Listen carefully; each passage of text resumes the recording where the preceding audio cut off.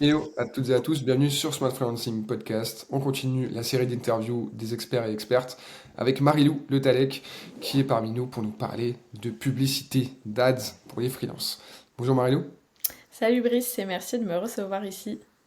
avec grand plaisir. Aujourd'hui tu vas nous décrypter un peu ce sujet cryptique, n'est-ce pas? Pour les freelances, pour les indés. Est-ce que tu peux commencer par te présenter? Oui, bien sûr. Moi, je suis Marie-Lou, je suis consultante et formatrice en marketing digital et je suis plus spécialement experte aujourd'hui en acquisition. Donc, j'accompagne mes clients sur deux volets. Le premier, c'est optimiser la conversion sur leur page de vente, sur leur site internet, sur leur boutique e-commerce. Et dans un deuxième volet, attirer du trafic, des visiteurs, générer des ventes via de la publicité. Donc, plus particulièrement sur Meta Ads et Google Ads. Moi aujourd'hui j'ai accompagné plus de 180 projets depuis 3 ans, que ce soit des freelances, des TPE, des PME, des e-commerçants.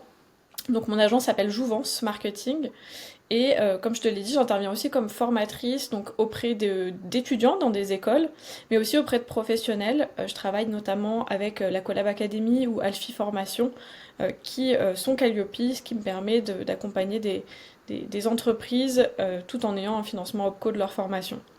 Donc, ce qui me définit aujourd'hui, c'est cette approche un peu 360. Je travaille avec mes clients sur la stratégie, sur la conversion, sur la performance. Je suis un vrai partenaire business à différentes étapes de leur projet. Très beau pitch, ça veut dire que ça a été rondement travaillé et répété.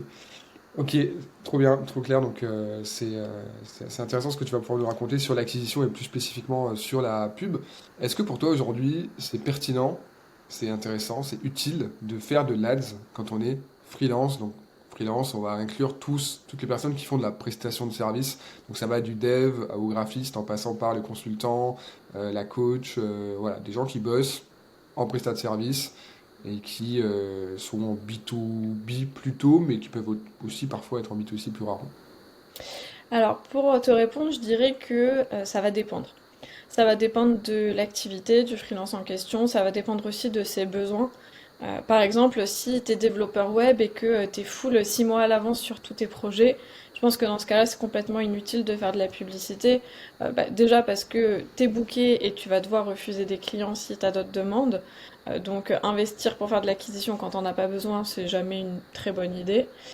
Et également parce que c'est le type d'activité qui s'y prête pas très bien aussi, je pense. Par contre, si tu es freelance et que tu vends des produits numériques, des choses comme des formations, des e-books, des programmes d'accompagnement, dans ce cas-là, je pense que ça peut être hyper pertinent, pardon, parce que ça va te permettre de générer des leads qui sont qualifiés, mais aussi de créer du revenu passif. Et je pense qu'aujourd'hui, le revenu passif, c'est un peu le graal du freelance, de se dire, je peux réussir à faire de l'argent qui soit décorrélé de mon temps de travail. Donc dans ce cas-là, l'Ads, c'est hyper pertinent.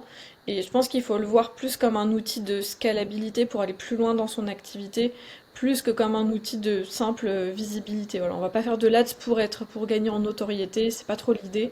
Aujourd'hui, Mhm. on fait de l'Ads pour faire du chiffre d'affaires, pour avoir un retour sur investissement.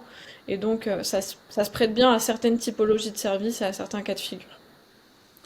Ok, je suis assez d'accord avec ça, mais du coup pour toi tu recommandes pas forcément de faire de l'ADS si je suis juste copywriter, donc je fais juste de la presta, de la création de contenu, ou je suis rédacteur web, je suis consultant SEO et je fais que du service. À ce moment-là, c'est pas forcément très pertinent de me rendre visible comme ça sur Google ou sur Meta. C'est une bonne question. Je dirais que c'est pas l'élément numéro un à mettre en place dans ta stratégie en tout cas. Je pense qu'il y a d'autres choses à faire et de manière organique avant d'en arriver à l'ADS. C'est-à-dire que dans un premier temps, il faut faire en sorte d'être bien référencé d'un point de vue SEO, d'avoir déjà une présence organique. Tu me donnes l'exemple du copywriter. Pour moi, le copywriter, il doit d'abord s'illustrer parce qu'il fait des bons posts et parce qu'il se fait remarquer justement par sa plume de manière organique, parce que c'est ça qui va convaincre qu'il est capable aussi de le faire pour d'autres clients. Donc je dirais que c'est pas la première étape. Après, ça peut être intéressant de le faire. Ici, tu me dis Meta, Google. Déjà, je vais un petit peu définir la différence entre faire de la publicité sur Meta et faire de la publicité sur Google. Dans quel cas de figure on le fait? Quand on fait de la publicité sur Meta, il faut avoir en tête qu'on va venir intercaler une publicité entre deux contenus, entre deux vidéos de chats et de recettes de cuisine par exemple, qu'on va arriver entre l'annonce de ton amie d'enfance qui te dit qu'elle est enceinte et un réel sur l'IA. Bref, en fait, tu vas arriver dans un moment où la personne est là pour se divertir. Elle est en train de consommer du contenu pour se détendre, pour s'informer, pour s'inspirer, et elle n'est pas du tout là dans une logique commerciale.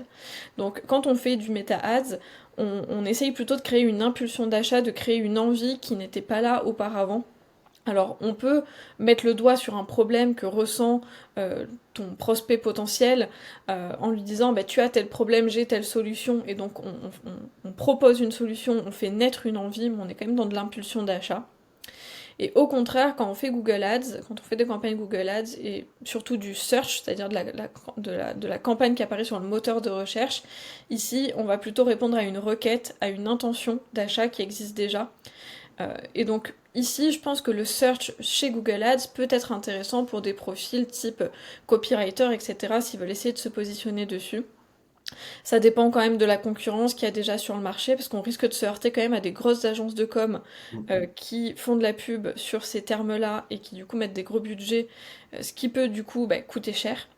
Mais encore une fois, je vais sûrement le répéter pas mal de fois pendant cet entretien, la publicité c'est toujours une question de test and learn. Donc si t'as un doute, est-ce que c'est utile, intéressant ou pas de faire de la publicité, t'auras pas la réponse à ta question tant que t'auras pas vraiment essayé. Ouais, ouais. Ok, intéressant, c'est vrai que c'est des rappels importants. Et LinkedIn Ads et TikTok Ads, dont on parle aussi beaucoup, qui sont justement très différents. Mais qu'est-ce qu'on en pense, surtout quand on est freelance? Alors moi, ces deux réseaux-là, c'est un peu moins ma spécialité. Donc je vais pas m'avancer trop loin dans la réflexion.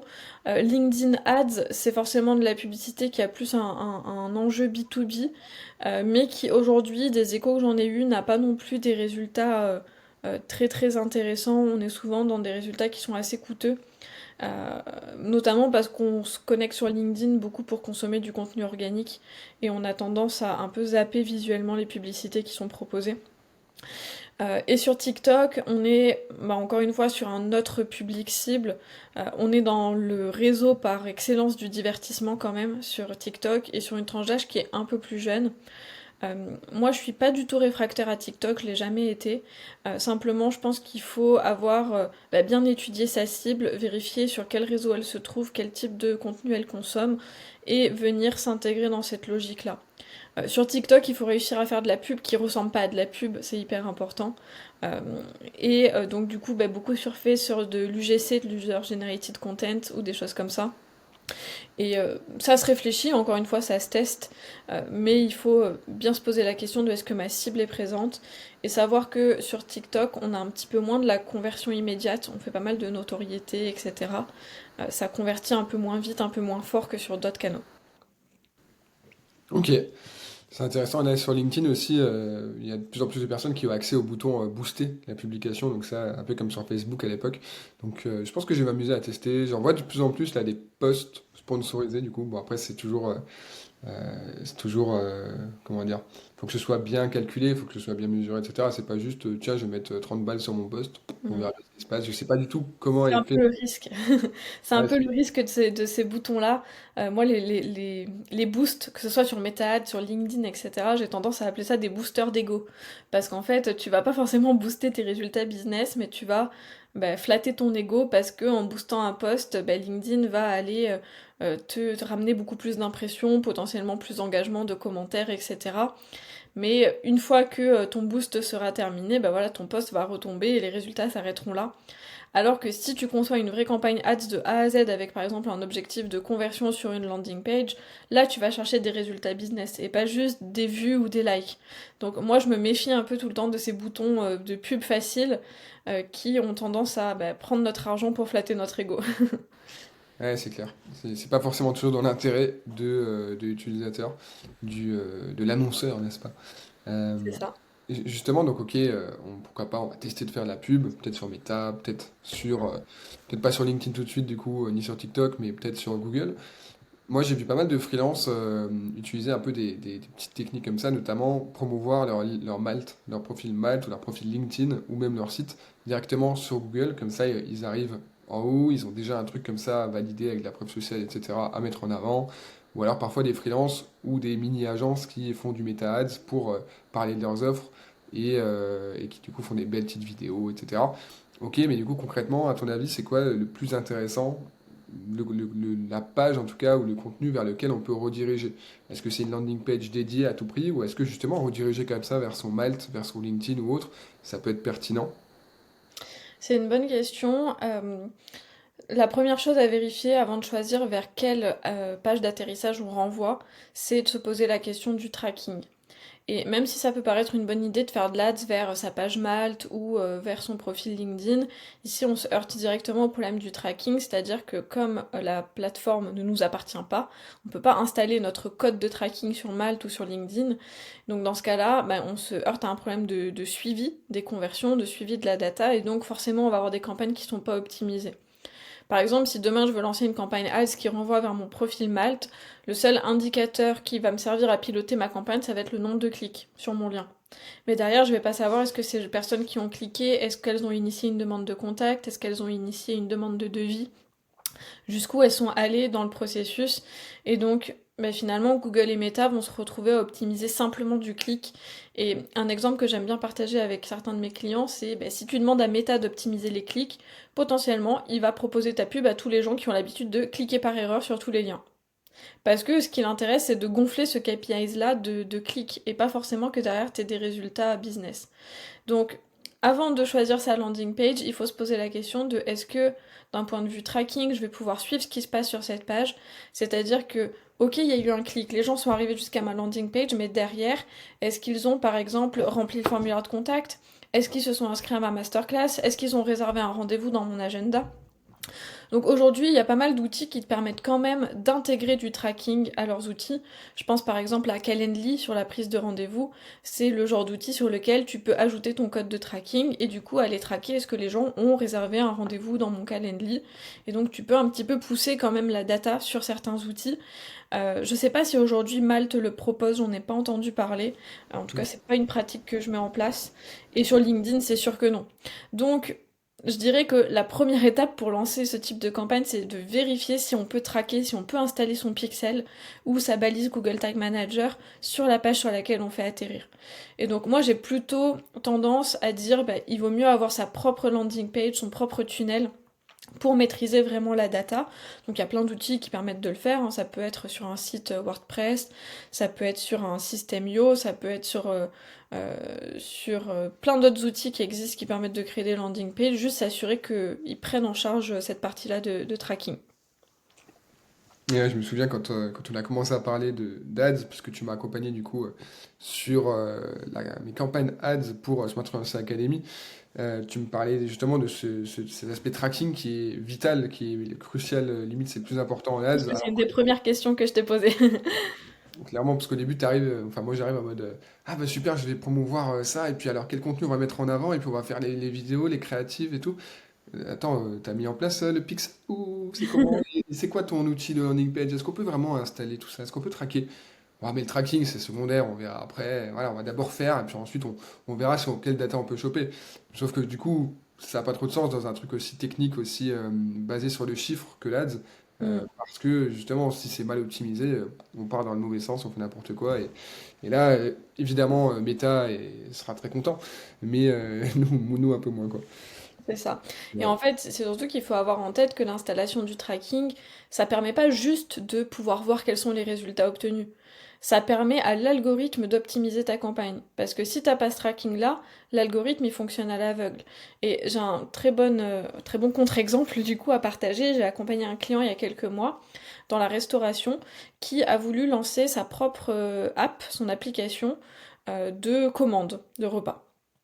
Et donc, il me dit, je vais faire développer mon app. Donc moi, dès le départ, tu commences à me connaître, Brice, je le mets en garde sur le tracking. Et je lui dis, tu développes ta propre app, c'est super. Par contre, pense bien à avoir avec les développeurs de ton app qui puissent configurer un tracking complet sur ton app pour qu'on puisse suivre les inscriptions, les commandes, etc. et optimiser nos campagnes. Donc il me dit oui, oui, bien sûr, bien sûr, bien sûr. Il transmet soi-disant tout ça. On se retrouve quelques mois plus tard au lancement de l'app et à mon tour du coup de lancer les campagnes. Et donc là je lui dis bon bah par contre voilà il faut que tu transmettes ça à tes développeurs pour qu'ils installent le tracking. Et là il me répond que c'est pas possible. Et donc, fin mot de l'histoire, on se retrouve avec une app qui ne permet pas du tout de traquer ce qui se passe à l'intérieur, qui n'a pas été développée en dur par des développeurs, mais ils sont passés par un outil déjà un peu existant. Et du coup, moi j'ai dû un peu m'acharner à expliquer à mon client que c'est pas juste qu'on va pas pouvoir voir combien il y a eu de commandes, c'est juste que Meta, on lui dit, enfin on peut pas lui dire que notre objectif c'est que les gens commandent. On peut juste lui dire que notre objectif c'est que les gens cliquent, et on en revient à ce que je disais tout à l'heure. Meta, tout ce qui l'intéresse c'est que les gens cliquent sur la pub, peu importe ce qu'ils en font après. Et donc du coup on se retrouve dans une logique où c'est pas du tout optimisé. Donc le tracking, il a un double enjeu. C'est pour toi, en tant que freelance, en tant qu'entrepreneur, c'est de pouvoir voir en effet quels sont les résultats qui ont été générés par ta publicité. Mais avant tout, ça permet à l'algorithme de bien faire son taf. Donc c'est hyper, hyper important. C'est vrai qu'il faut rappeler ça. Et c'est vrai qu'on n'en a pas forcément conscience au début, parce qu'on ne sait pas comment ça marche de l'intérieur. Mais maintenant qu'on a compris ça, ça change tout. Ouais. Donc voilà, le tracking, c'est la priorité. En tout cas, c'est Euh, le point de départ. oui, oui, c'est clair. C'est clair, sinon ça sert à rien de s'y mettre. Ok, donc là, on sait qu'on veut en faire, on sait qu'on va commencer par le tracking, ok. Concrètement, c'est par ça qu'on va commencer, en tout cas, on va se poser ces questions-là. Mais là, spontanément, comme ça, si je te dis comment je fais pour lancer une campagne en partant de zéro, c'est quoi les étapes qui deviennent naturellement entre l'idée de juste, ah, je vais faire de l'ADS pour promouvoir mon offre, ah, ça y est, ma pub est visible, j'ai des clics, j'ai des leads. Alors, un process que tu connais puisqu'on vient de le réaliser ensemble. Mais donc, je dirais que la première étape, c'est de travailler sur l'offre en elle-même. Qu'est-ce que je veux vendre? C'est quoi mon objectif via la campagne que j'ai envie de lancer? Est-ce que c'est d'obtenir des prises de rendez-vous? Est-ce que c'est d'obtenir des demandes de contacts? Est-ce que c'est d'avoir des inscrits à mon webinar, à ma masterclass?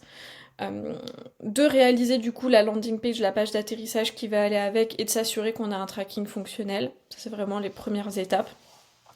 Et ensuite, avant de partir, peut-être la première dans la configuration de sa campagne, c'est de se poser un petit peu sur la stratégie et de se dire, ok, donc là, moi, mon objectif, c'est, par exemple, d'avoir des inscrits à ma masterclass, à mon webinar.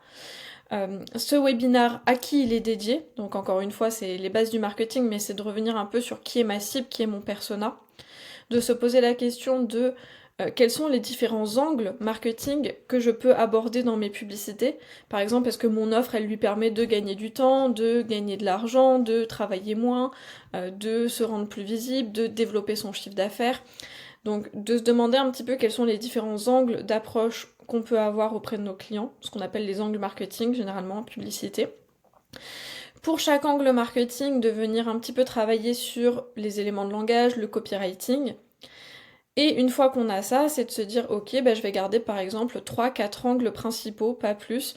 Et sur chaque angle, je vais concevoir des visuels publicitaires, donc soit des images statiques, soit des vidéos, soit des carousels, etc. Il y a pas mal de formats possibles en publicité. Et ensuite, je vais pouvoir enfin paramétrer ma campagne et lancer mon testing. Généralement, en testing, on essaye de... Ça dépend du budget qu'on a, on pourra en reparler après de la partie budget, mais on essaye de lancer par exemple une ou deux audiences, des audiences qui sont assez larges, parce qu'aujourd'hui, avec la dernière mise à jour méta, on n'est plus forcément dans une logique de segmentation d'audience, mais plutôt dans une logique de test créatif. Donc on choisit une ou deux audiences, et dans ces audiences, on va tester 3-4 pubs, une pub par angle marketing qu'on a déterminé. On va laisser tourner ça pendant quelques jours, et puis on va pouvoir voir si on a des créatives qu'on appelle gagnantes, des winners qui sont identifiés, c'est-à-dire que Meta va les choisir pour dépenser le plus de budget, mais elles vont aussi générer des conversions à un coût par acquisition, un CPA qui est raisonnable, ce qui va nous permettre de nous dire, ok, on a une créative qui est gagnante, donc on peut essayer de la dupliquer. Par exemple, si ma créative gagnante, elle était sur l'angle développe ton chiffre d'affaires, bah, je vais pouvoir essayer d'avoir d'autres variantes, d'autres déclinaisons de cet angle-là. Au lieu de dire développe ton chiffre d'affaires, je vais pouvoir dire augmente ton chiffre d'affaires de 30% en 2 mois. Voilà, on est sur le même angle, le même message de fond, mais une tournure qui est différente. Et je vais pouvoir le décliner, le tester par exemple en vidéo si j'étais en statique, etc. Le but, c'est toujours d'essayer de trouver la combinaison gagnante, et le but ultime en publicité, c'est de réussir à augmenter son budget. Pourquoi? Parce que si je suis rentable, j'ai tout intérêt à augmenter mon budget parce que ça fait grandir mon bénéfice qui est derrière. Donc c'est un petit peu ça la stratégie de testing de base. Après, bon là forcément je le simplifie, ça dépend du niveau de maturité d'un compte. Si on est sur un compte Facebook Ads qui a déjà de l'historique, qui a déjà pas mal tourné, qui a déjà un certain retour sur investissement, on va pas forcément être dans la même logique exactement, mais pour débuter, la stratégie que je te donne là, elle est un peu essentielle. Je pense que c'est déjà pas mal. Tu mentionnais la dernière mise à jour qui s'appelle Exact. Andromeda, me semble-t-il. C'est vrai que moi j'étais pas trop au courant de ça parce que l'ADS c'est pas du tout mon domaine, même si je connais quelques freelances en ads, n'est-ce pas? Mm. C'est vrai que moi je pensais que fallait passer des heures à paramétrer, à, euh, à trouver les bons tags, les bons mots-clés, machin, à faire des tests, machin, un truc ultra technique, un peu comme le SEO en fait. Ouais. Voilà, mais apparemment tout ça, ça a pas mal changé ces derniers mois. Est-ce que tu peux nous en parler un peu? En effet, récemment, Meta a dévoilé sa dernière mise à jour qui s'appelle Andromeda, qui est une mise à jour qui change un petit peu la donne. Alors, la logique de fond reste quand même la même, donc j'aime pas dire que c'est un gros bouleversement parce que c'est pas forcément le cas. Maintenant qu'on a un peu de recul sur cette mise à jour, on se rend compte que tout n'a pas été bouleversé. Néanmoins, il faut avoir en tête qu'aujourd'hui, Meta accorde moins d'importance au ciblage d'audience. C'est-à-dire qu'avant, quand on crée une campagne, on passait beaucoup de temps à choisir son audience, basée sur des critères démographiques, des centres d'intérêt, etc., etc. Alors qu'aujourd'hui, en fait, Meta, c'est lui qui a la meilleure connaissance possible de l'audience.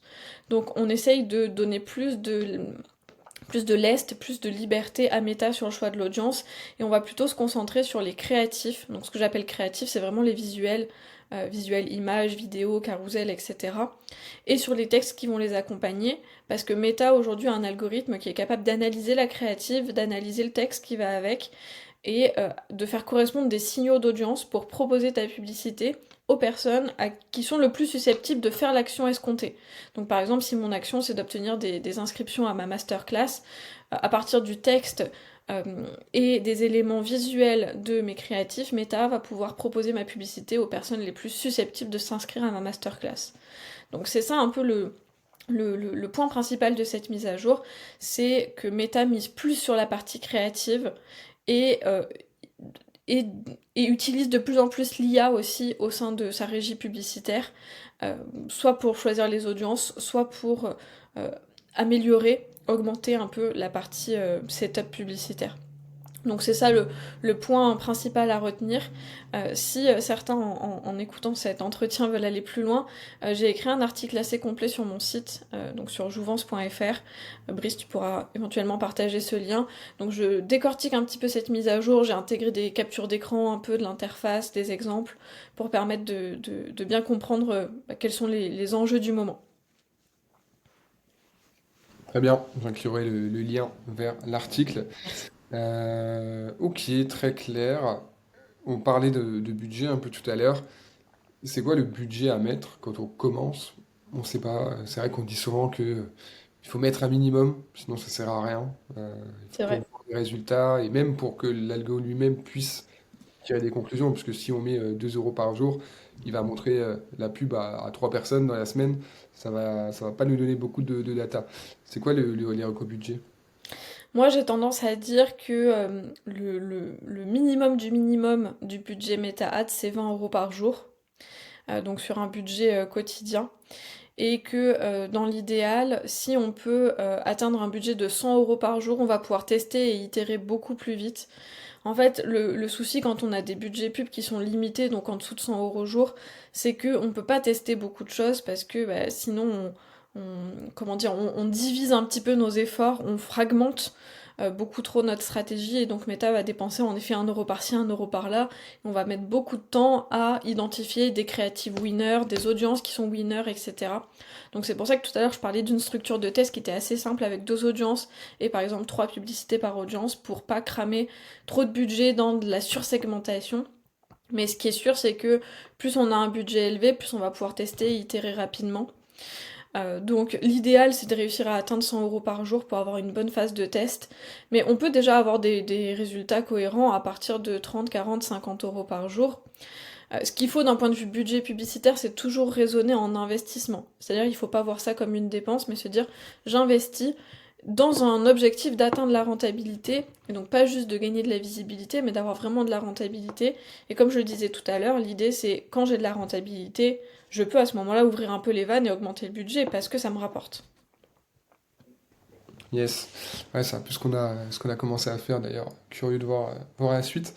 Mais ok, donc on peut se dire allez, on va dire 40-50 € minimum, sinon, bon, ça vaut peut-être pas le coup, par jour, donc, et sur une période de... Sur une période de au moins une dizaine de jours.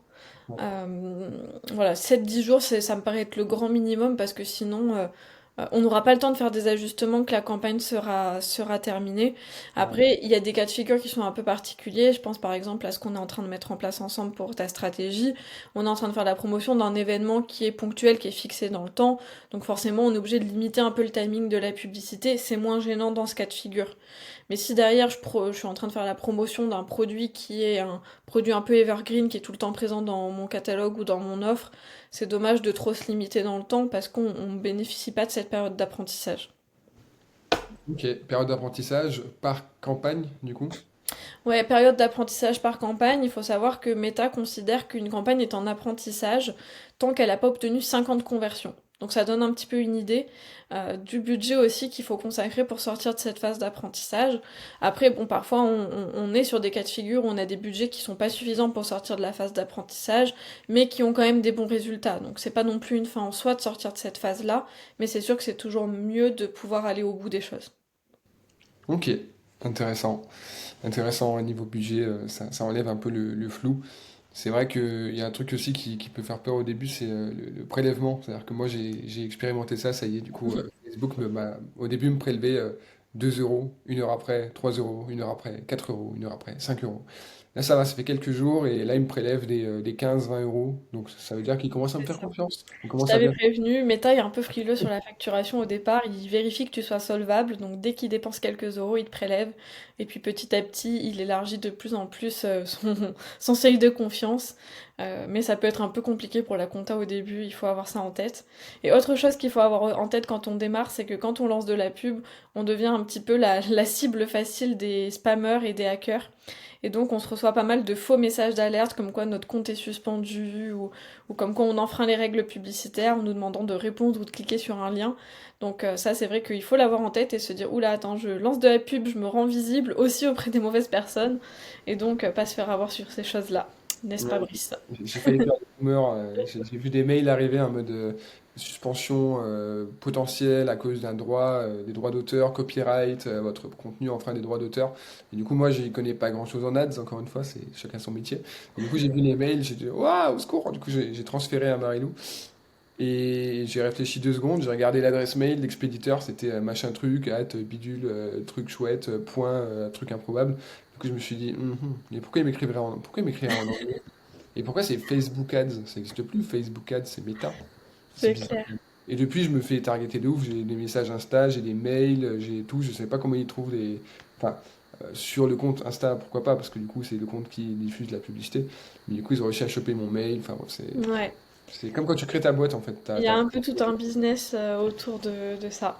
En effet, il faut y faire attention. Ouais, vous êtes prévenus. Et ce qu'il faut savoir, c'est que souvent, les messages de ce type-là, de méta-ads de suspension de compte ou de problème de compte, on les reçoit en MP sur Facebook, sur Hmm. notre compte perso, et pas sur le compte de l'entreprise. Donc, si jamais vous devez recevoir un vrai message de ce type, ça se verra que c'est officiel, en plus de ça, et c'est sur votre compte perso, pas sur le compte de l'entreprise sur Facebook. Et de toute manière, dans le gestionnaire de publicité, on le voit directement si le compte est suspendu, il y a un gros bandeau rouge en haut. Donc, dans le doute, ne cliquez pas. Ça va. De bons conseils sages. Ok, maintenant qu'on a évité les spammers, qu'on sait quoi faire, on sait combien mettre, etc. Comment on mesure le ROI? Donc comment on peut se dire, ok, c'est une bonne campagne, je suis content. Est-ce que c'est juste une question de rentabilité pure, en mode bah, j'ai amorti, j'ai vendu tant derrière, directement ou indirectement. Par exemple, moi je promo une masterclass gratuite, le but c'est de convertir dans cette masterclass, mais de façon ultime, je pourrais calculer très facilement combien j'ai dépensé en ads, combien j'ai converti dans la masterclass et combien ça m'a rapporté au final. Qu'est-ce que tu en penses du ROI pur? Bah, c'est une super question et ça doit vraiment être un peu le nerf de la guerre en ads de toute manière. Je dirais que le point de départ, c'est de se poser la question de quel est mon objectif. Je reviens un petit peu au début de la stratégie publicitaire, de se dire en lançant cette campagne, quel est l'objectif que je veux atteindre. Le calcul du retour sur investissement, le ROI, qu'on appelle d'ailleurs ROAS en publicité, Return on Ad Spending, c'est très simple, c'est revenu sur dépenses. Mais dans les faits, parfois, comme tu le dis, on peut se retrouver avec des cycles de vente qui sont assez longs, donc on n'a pas un ROAS qui est immédiat. Dans ce cas-là, on va aussi aller regarder d'autres KPIs et faire des calculs un petit peu plus poussés. On peut par exemple s'intéresser au CPA, le coût par achat, coût par acquisition, qui est grosso modo combien me coûte une conversion.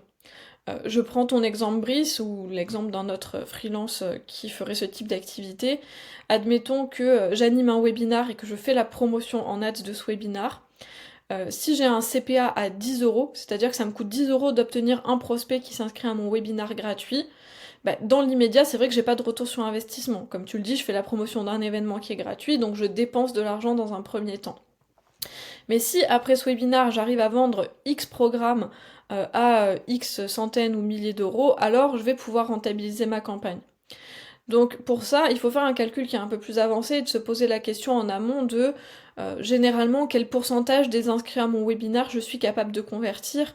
Et pour toi, on en discutait, il y a même un autre calcul à faire qui est entre les inscrits et ceux qui se connectent vraiment le jour J. J'ai quel un peu tunnel de conversion à chaque étape. Et entre ceux qui sont présents et ceux que je convertis, j'ai encore quel pourcent. Et avec quel panier moyen. C'est ça qui est intéressant aussi selon le montant de ton offre.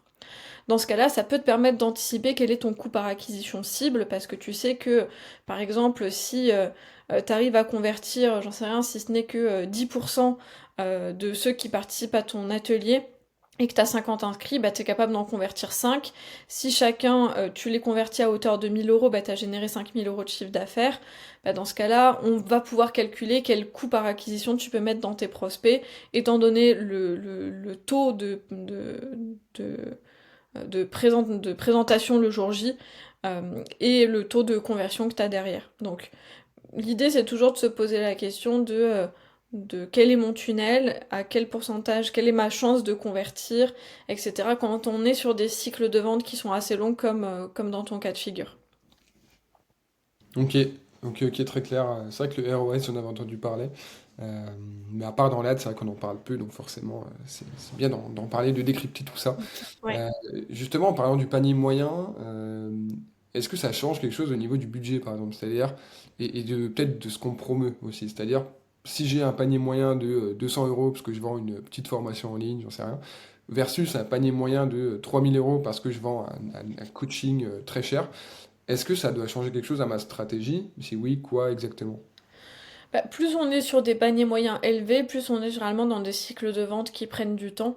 C'est-à-dire que vendre un programme à 3000 euros et vendre une petite formation à 200 euros, derrière, ça va pas être le même processus de décision pour ton client. Tu vends une formation à 200 euros, tu peux très largement réussir à convaincre la personne à partir d'une page de vente qui est bien construite, quelques réponses aux objections, une FAQ, enfin voilà, une bonne landing page qui permet d'acheter directement en ligne. Alors que quand tu vends un programme à 3000 euros, c'est rare quand même de réussir à avoir un tel panier moyen sans passer par un minimum d'humain. Donc sans passer par une visio, un webinar, une masterclass, un premier échange personnalisé. Donc forcément on est sur un cycle de vente qui va s'alourdir. Et donc la stratégie est en effet pas la même, c'est-à-dire que quand tu as un petit panier moyen que tu vends par exemple un e-book ou une petite formation, tu peux faire de l'ads qui renvoie directement sur ta page de vente et dans un objectif qui est d'avoir une conversion de type achat immédiat. Alors que quand tu es dans un panier moyen un peu plus élevé, comme c'est ton cas de figure, je trouve que c'est bien de décortiquer un petit peu le process de vente en passant par un premier sous-objectif qui est par exemple d'avoir un prospect qui réserve un rendez-vous dans mon agenda ou qui s'inscrit à ma masterclass. Et pour ça, il suffit d'observer aussi les stratégies ads de la plupart organismes de formation. Si on prend par exemple un organisme de formation qui vend des formations pour entrepreneurs à 2 000 euros, ils vont pas avoir une page d'atterrissage qui va leur dire inscrivez-vous à la formation, mais ils vont avoir une page d'atterrissage qui va dire prenez rendez-vous avec un conseiller pédagogique qui va vous accompagner dans vos démarches et dans le choix de votre formation. Donc on rajoute un petit peu des étapes et de l'humain, et c'est le process commercial qui va prendre le relais sur la stratégie publicitaire. Donc en ça peut être assez différent selon le panier moyen que tu as derrière. Ok, carré. Carré. On arrive sur les deux dernières petites questions. Avant de parler des erreurs à éviter, puisqu'il y en a forcément, et pas que se faire arnaquer par des brouteurs. Comment est-ce qu'on intègre une stratégie ads dans une stratégie d'acquisition plus globale, c'est-à-dire quelle complémentarité il peut y avoir? Parce que c'est moins évident qu'avec d'autres canaux, par exemple, je lance une chaîne YouTube, ben, je vais pouvoir amener des gens sur la chaîne depuis mon LinkedIn, je vais pouvoir faire des shorts pour aller choper du trafic organique depuis YouTube, etc. Alors que l'Ads, on peut avoir l'impression que c'est vraiment unique et que c'est décorrélé de tout le reste, même si au final ça se base quand même sur un compte Insta qui doit quand même avoir l'air crédible, etc. Donc comment est-ce que tu vois ça, l'intégration de l'Ads dans un tunnel? Euh, J'imagine que c'est souvent la première étape du coup du tunnel parce que c'est la découvrabilité. Comment est-ce qu'on fait? Comment on voit ça? Bah, pour moi, l'Ads, c'est un canal parmi d'autres qui doit être combiné avec les autres. Par exemple, LinkedIn, en termes d'organique, va te permettre de travailler ta notoriété, ton réseau, ta crédibilité. Tout ce qui est SEO, blog, optimisation de site, ça va te permettre d'avoir un trafic qualifié à long terme. C'est aussi important d'avoir un peu d'email marketing pour convertir, pour fidéliser. Euh, et l'Ads va un petit peu se mélanger à tout ça. Tu me donnais l'exemple de je lance une chaîne YouTube, j'ai des shorts, etc. Bah, typiquement, les shorts que tu as fait sur tes vidéos YouTube, tu peux très bien les utiliser pour en faire des publicités, si le contenu s'y prête bien. Donc en fait, c'est un petit peu... c'est un même écosystème, j'ai envie de dire, et ça doit être complémentaire, toute cette stratégie-là. Après, c'est difficile de te donner une réponse générique parce que ça dépend vraiment du projet en question, de la stratégie en question. Les ads peuvent se positionner à différents endroits du funnel. Ça peut être du tofu, du bofu, du mofu, comme on dit en marketing. Tu peux faire de la notoriété avec des ads. Tu peux faire aussi du retargeting sur des gens qui ont déjà consommé ton contenu, qui ont déjà visité ton site internet, mais qui n'ont pas pris rendez-vous. Donc, ça se réfléchit et chaque projet sur ça va être assez spécifique et donc ça, ça, ça nécessite de réfléchir à son tunnel en entier et de voir à quel moment on peut positionner des ads, sachant que les ads, ça va surtout permettre d'accélérer ou de scaler une stratégie existante. C'est rare de pouvoir démarrer à 100% avec des ads, en tant que freelance en tout cas. Après en e-commerce ou sur d'autres secteurs d'activité, c'est encore différent. Ok, ok, hyper intéressant. Et du coup, en quelques mots, s'il fallait lister 3, 4, 5 erreurs que tu as déjà vues souvent Ouais. chez les clients où tu te dis, oula, red flag, non, on va pas faire ça. Alors j'en ai un peu plus que 3, 4, 5, mais il y a des choses que j'ai déjà dit que je vais juste répéter. Je dirais que la première erreur, c'est de lancer des ads sans avoir un tunnel qui est propre, c'est-à-dire un site ou une landing page qui est optimisée. Et la métaphore que j'utilise beaucoup, c'est on n'essaie pas de remplir un seau qui est percé. Donc avant de vouloir faire venir du trafic, faire venir du monde sur ton offre, assure-toi que tu es capable de convertir, que c'est bien pensé, que c'est optimisé sur un mobile, etc. Dans la même lignée, et je l'ai déjà dit aussi, c'est la question du tracking. On lance pas d'ads sans un minimum de tracking. Ensuite, je dirais qu'il y a aussi une erreur qui est de pas avoir un process commercial derrière qui est affûté. Euh, Ici, je veux dire tout ce qui est relance, mail, offre. Bah, par exemple, si je suis un organisme de formation et que je génère des leads grâce à ma publicité, si derrière je mets 4 jours à rappeler mes leads, que je les oublie, que je les relance pas, que voilà, ils sont pas bien, comment dire, ils sont pas bien nurturés, bah forcément ça va pas convertir et donc on aura dépensé beaucoup d'argent en ads et derrière on gaspille un peu ses ressources. Autre erreur, c'est l'impatience. Ça, je le vois pas mal chez des clients que j'accompagne, c'est qu'on appuie sur le bouton lancer les pubs, et 2 jours après, je reçois un mail qui me dit oh là là, Marilou, ça va pas, c'est la catastrophe, on a déjà dépensé 12 euros et j'ai toujours aucun résultat. Bah oui, forcément, les tests prennent du temps, surtout quand on est sur un compte qui est tout jeune, c'est possible que les premiers jours, il n'y ait pas de résultat. Mais il faut toujours laisser un peu de temps. Alors bien sûr, ça veut pas dire qu'il faut laisser 3 semaines tourner les pubs et cramer tout le budget sans aucun résultat. Là, il faut se poser des questions, mais attention à l'impatience. Inversement, ne pas laisser tourner vos pubs indéfiniment sans les analyser. La publicité, ça demande du monitoring. Et si on monitore pas, c'est-à-dire quelle est l'audience qui fonctionne le mieux, quelle est la publicité qui fonctionne le mieux, qu'est-ce que je peux améliorer, etc., apprendre un petit peu de cette diffusion, ben on peut pas se caler. On peut pas augmenter le budget, on peut pas aller plus loin. Donc il faut pas croire que faire des ads, c'est juste configurer, appuyer sur un bouton et voir ce que ça va donner. Mais il faut vraiment une surveillance, pas quotidienne, mais presque. Et du coup, je dirais que la solution à tout ça, bah, tu l'as dit plusieurs fois, quand même faire des ads, c'est quand même un métier, c'est le mien. Et donc l'idée, c'est de pas partir à l'aveugle et soit de se former, soit de se faire accompagner, soit carrément de déléguer si on n'est pas du tout à l'aise avec la question. Euh, Moi, dans mes offres, et c'est ce que j'ai fait avec toi, j'aime bien travailler en espèce de coproduction avec les clients que j'accompagne. Parce que, bah, par exemple, c'est ce qu'on a fait ensemble, Brice, c'est toi qui connais le mieux ton business, donc c'est toi qui vas trouver les mots justes, qui va bien connaître ta cible et qui va être capable de aussi mettre sur pied les bons messages et les bons angles, bah, notamment par ton passif de copywriter, t'es très fort là-dedans. Et donc du coup, on a co-construit ensemble cette campagne où moi je t'ai apporté la vision technique pour éviter un peu les pièges méta, pour avoir un tracking qui fonctionne, pour avoir un tableau de bord soigné, etc. Et toi, t'apportes ta vision métier. Et ça marche hyper bien. Très bien, très clair. Et si les personnes, les freelances, les indés, les entrepreneurs qui nous écoutent ont envie de se lancer dans l'ADS, comment ils peuvent bosser avec toi là tout de suite maintenant? Bah, ils peuvent me contacter sur LinkedIn ou via mon site, il y a une prise de rendez-vous qui est possible. J'ai un petit calendrier de 15 minutes juste pour faire un premier échange et voir si je suis la bonne personne pour les accompagner. Et après, bah, il y a plein de modalités pour travailler ensemble, encore une fois, soit de la formation, soit de la co-création, soit carrément ils peuvent me déléguer leur stratégie s'ils sont allergiques à MetaAds.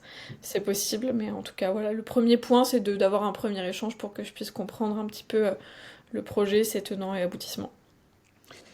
Très bien, très clair. Ben, je vous invite à vous renseigner, à vous questionner. Est-ce que l'ADS est pertinent maintenant? Est-ce que ça vaut le coup de contacter Marilou? Ça vaut toujours le coup de contacter Marilou. Euh, voilà, je vous laisse voir tout ça, réfléchir à tout ça, parce que c'est vrai qu'on se pose rarement la question de l'ADS quand on est indé, quand on est solopreneur. Donc voilà, des questions qui méritent d'être posées. Merci beaucoup Marilou pour ta présence, pour tes conseils, pour ta bonne humeur. On se revoit vite et on enchaîne avec de prochaines interviews dans le podcast très vite. Merci beaucoup. Merci à toi, Brice. Bye.